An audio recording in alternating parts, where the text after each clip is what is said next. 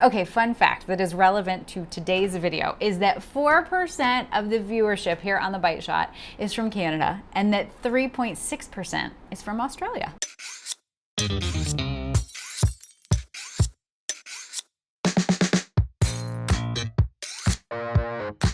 What's shaking bacon? I'm Joni Simon. Welcome to my studio. This is where I do food photography. So if you're into that, you go ahead and hit the subscribe button. And today I have got an extra special episode for you because I have an extra special guest joining me online. And now I have to think probably a lot of you already know her because she has amazing resources online for food photographers. She has a Lightroom Magic course, Composition Essentials, and for any of you who have already been through her courses, you are now all of a sudden super excited for this interview because we are getting to know Rachel from Two Love Studio. I wanted to just get to know her a little bit better, share that conversation with you here on the Bite Shot, but then also delve into the topic of constructive criticism because she does a lot of one-on-one coaching, and of course a valuable part of any coaching relationship is the constructive criticism part of that, and that's what helps us grow as food photographers. And so I thought it would be really helpful for her to discuss that topic, really delve into what makes for good constructive criticism, why it's helped, how you can help others, as well as how you can sort of expose yourself to receiving constructive criticism, because that is super scary. So if any of those things have crossed your mind, if you've wanted to get to know Rachel more, well then you stick around because we're gonna have some fun.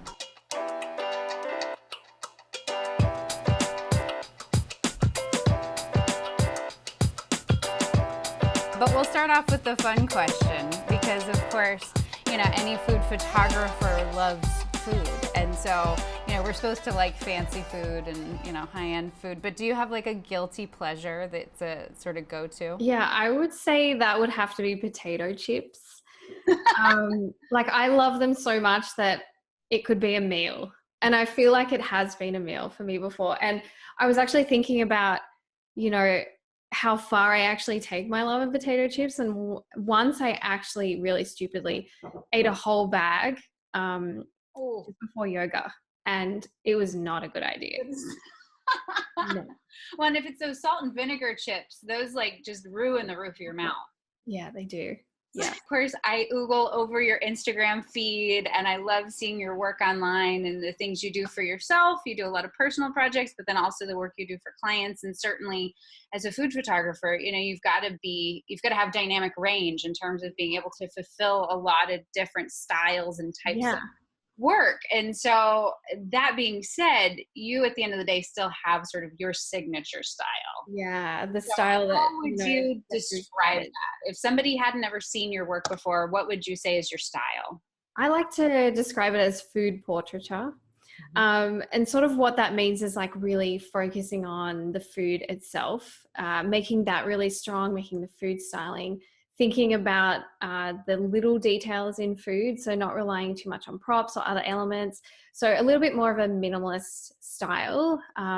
I just get a really big kick out of, you know, what can I do around the food to make it really shine? So that's probably what I would say my go-to is. So sometimes that can seem really simple, but to get composition really strong without relying on those elements can be difficult. So yeah, it's a Absolutely. hard challenge, but I love it. So Yeah, that I would say the simpler is sometimes the more difficult to some degree. yeah, definitely. And I mean, some foods it works really well, and others, you know, it's super challenging. Yeah, yeah. Well, you do beautiful work at that. Thank you. So for you, certainly you've an accomplished professional food photographer, but you in the last few years have added on this component of then education and working with Mm, other food photographers, helping people who are starting out or yeah. kind of in a certain point in their journey and they need to take it to the next level. I have to think that constructive criticism is an important part of that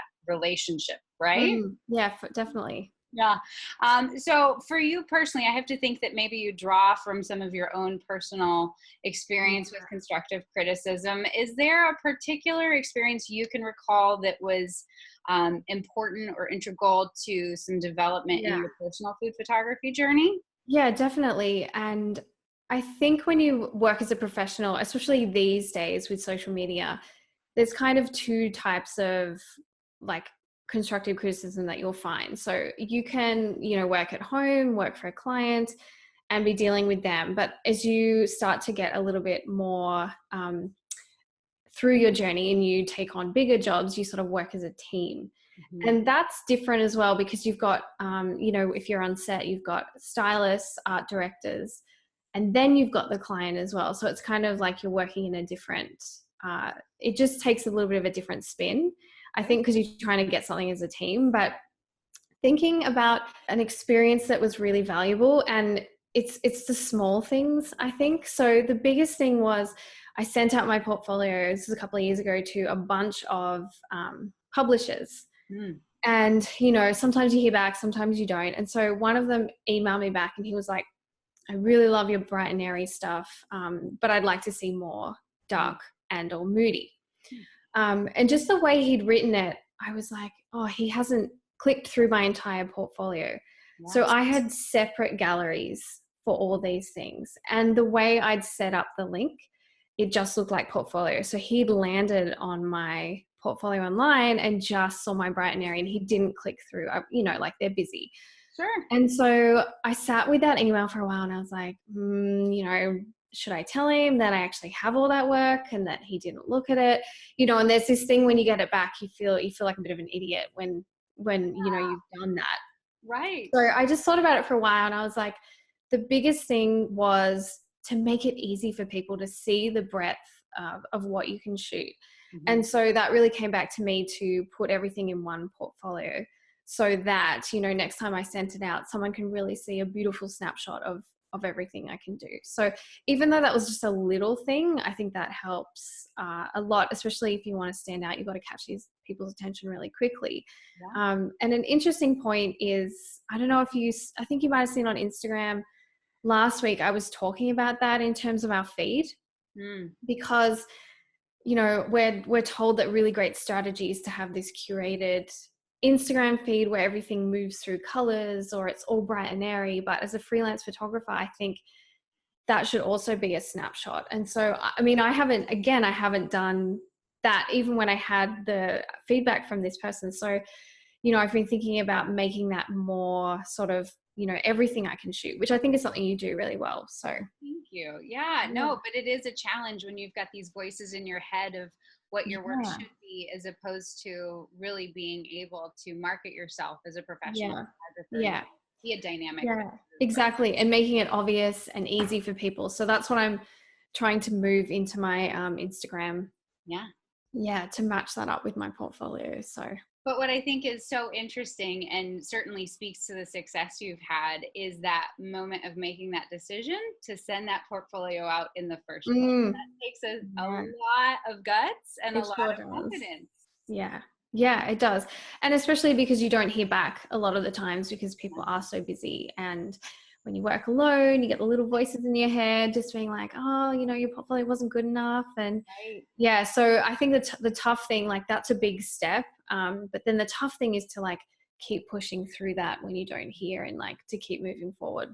That is tough. It's well worth the journey. Oh, sure. Yeah, for sure. Very good. So in your book, because certainly too, there's a lot of online spaces where we can share our work with other food photographers. I think the advent of a lot of Facebook groups is so valuable to growing our work, especially from people maybe that we don't even know, which can be a double-edged sword. But what would you say separates kind of standard criticism from constructive criticism? Yeah, I think that's really important. So I would say criticism is like someone disapproving of like mistakes or things that we've done.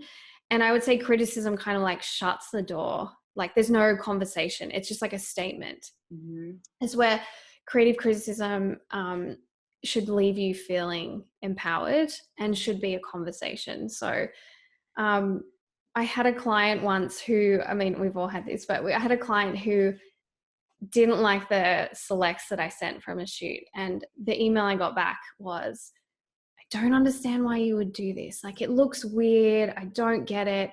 I'm sorry to be harsh, but I just don't like it. So it was very like emotive words and just like straight down the line, close the door. So like from that, I had to shift that conversation to be like, okay, let's make sure that I can get what you want. So if she was to come back to me and say, I really love this part, but like, how do you feel about this? Could we change it? I'm really looking for this.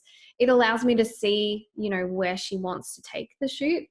And so I think, the difference between the two is that when you are giving someone constructive criticism, you're getting them to consider things, you're asking them questions to see if they tried that, if it didn't work, why they did something else, what they like and don't like. So it's more of a conversation. And it should, you should feel inspired to go and maybe change something or try something different. Yeah. So that would be the difference between the two. And it's definitely how it lands for you as well. So there was this idea. I worked for a company before my photography life, and it was this idea that there's feedback is feedback. So there's no bad and there's no good feedback. Like, it is feedback, but it's how we interpret it and how we take it as to whether we see if it's positive or negative.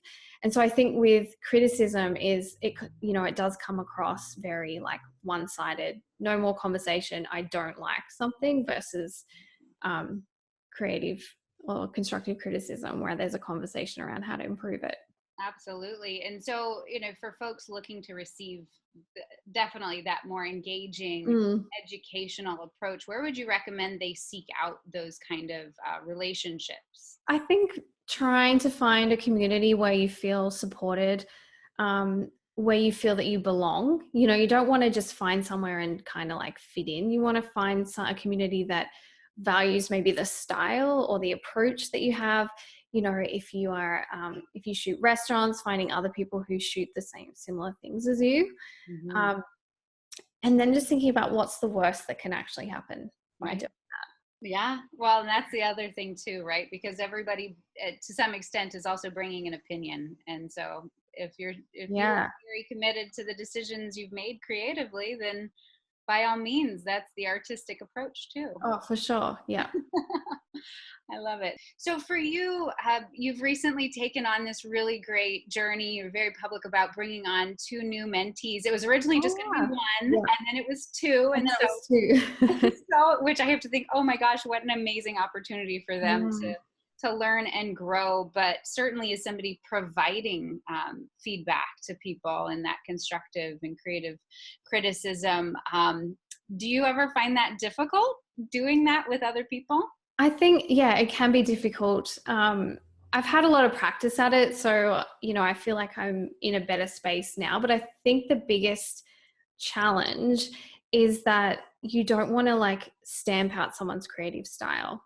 So, I have about 700 students. I need to be really careful that I'm not giving them feedback so that they shoot exactly the same as me, because then we'd have 701 people shooting the same thing. So you want to give them feedback, but you also want them to enough like flexibility to sort of still pursue their style and the way they see things, because we all see things differently, we can pose differently. So it's a balance to get that right. I think to tell them maybe you could try this, but still coming at it with how they see their shot. Absolutely. And so it really takes a certain amount of discipline on your behalf then to really think through what are creative decisions, what are technical decisions. Exactly. And like there are some definite like black and white things when it comes to a photograph, like some of the technical aspects, like if it's blurry, it's blurry. In food photography, is that good or bad? It really depends on what it is. But there's a lot of gray area too. So I like to get my students to just consider my point of view and just make it a conversation. And because then you can find out sometimes they might be like, oh, I did try that, but it didn't work. And then we can pursue another angle of maybe we need to try this or that. So So would you say then that when in a situation when somebody is providing feedback, because I think that's just as valuable even when you're first starting out, to be able to soundboard with other people what you think about their work, but approaching it from maybe a curious standpoint. Definitely. Why did you do this? How did you approach this? Really seeking to understand. Because we're not always there with that person. We don't know what they faced. Today I was shooting a cake and it just the slice kept falling over. So we had to do all these things to try and make it stand up. And it wasn't perfect, but if you saw what we were trying to work with, you would see that we did the best that we could. So just asking those questions to get the full, the full picture, so you can really help them out. Yeah. Because what is it? They say there's no such thing as a perfect image anyways. Yeah. Yeah. And you had mentioned, everyone has their own kind of spin on what things should look like. So I think one big thing about criticism or constructive is that you just take all the advice, and if you really are like, no, that's my style, that's how I get something, you just listen to it. You don't always have to take it on board. Well, because I even think about, sort of the recent advent of the harder light that people are approaching photography with, and that perhaps at a certain point in not so distant past, people would look at that and say, oh, that lighting scenario is not flattering to food. But what an innovation now, and how much that has formed a new style. Yeah. I mean, I had a similar thing. I do love to shoot bright and airy work, and I would have technical photographers that would say, you're not doing the right tone curve, or your histogram is not technically perfect, and you shouldn't do this and that. And I was like, but I like that. And that's how I got my style. So, if I had listened to them, I wouldn't be shooting the work that I'm shooting now. So it's knowing where that line is. You bet. Take it all with a grain of salt. Yeah, for sure. For anyone who's perhaps starting out or hasn't felt comfortable sharing their work, whether that be publicly or with a safe relationship, sort of that context of seeking out creative and constructive criticism, what would be your advice to them to encourage them to pursue that? I think the biggest thing that I think about is, if your end goal is to get paid for your work, if you aren't able to put your work out there for someone to look at, it's going to be very difficult for you to approach clients and get paid to do work. So it's like a little mini step towards your end goal. And sometimes you just have to make that leap, and I find besides like a couple of clients, like my majority, people approach it in a really nice way. People know, with artistic things that, everyone has different styles, so to approach it carefully. But I would say just to get out there, because at the end of the day, the worst thing that someone can say is that they don't like it. And, who cares? Rip off the Band-Aid, right? Yeah, exactly. Rip it off. So, I mean, anyone who's done photography, I think if you find that community that's going to support you, knows how hard it is to prep ingredients, cook, style, take the photo, edit it. It's so much involved. So probably finding a community that, you feel safe and supported is going to be the best place to start off. You bet. So maybe rip the Band-Aid a little less quickly. A little less scary. Yeah. So of course, I'm sure plenty of folks on this channel already follow you, but for anybody who isn't, where's the best place to hang out with you? So my blog, where I teach all things food photography, is twolovesstudio.com.